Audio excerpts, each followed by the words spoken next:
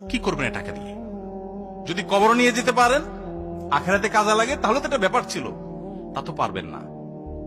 আপনি বলবেন না পারলে কি হয়েছে, ছেলে মেয়ে খাবে, ছেলে মেয়ে ভোগ করবে নিশ্চিত। বহু মানুষ সম্পদ রেখে চলে গেছে, তার ছেলে মেয়েরা ভোগ করতে পারে নাই, হাতে বুতে অন্য মানুষ খেয়ে ফেলছে, আছে না নাই? সবচেয়ে বড় হতভাগাকে জানেন?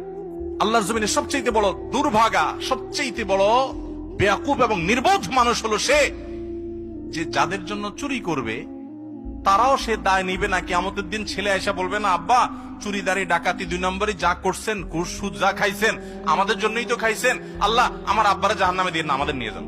বলবে না ভাই, কোরআন বলেছে ইয়াউমা ইয়াফিরুল মারউ মিন আখিহি ওয়া উম্মিহি ওয়া আবিহি ওয়া সাহিবাতিহি ওয়া বানি। সন্তান বাপকে দেখে মাকে দেখে পালাবে, যে না জানি আজকে কোনো কিছুর জন্য ধরে। সবাই ইয়ানফসি ইয়ানফসি করবে।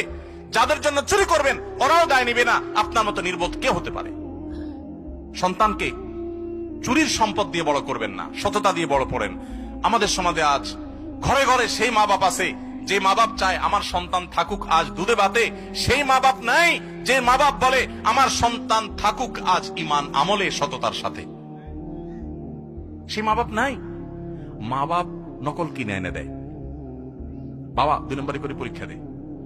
যেই মা বাপ সততা শিখাবে, সততার সংকল্প করাবে, সেই মা বাপ চুরি শিখাচ্ছে। এজন্য সমাজের রন্ধ্রে রন্ধ্রে, খাজে বাজে, কোনা কাঞ্চিতে সর্বত্র দেখবেন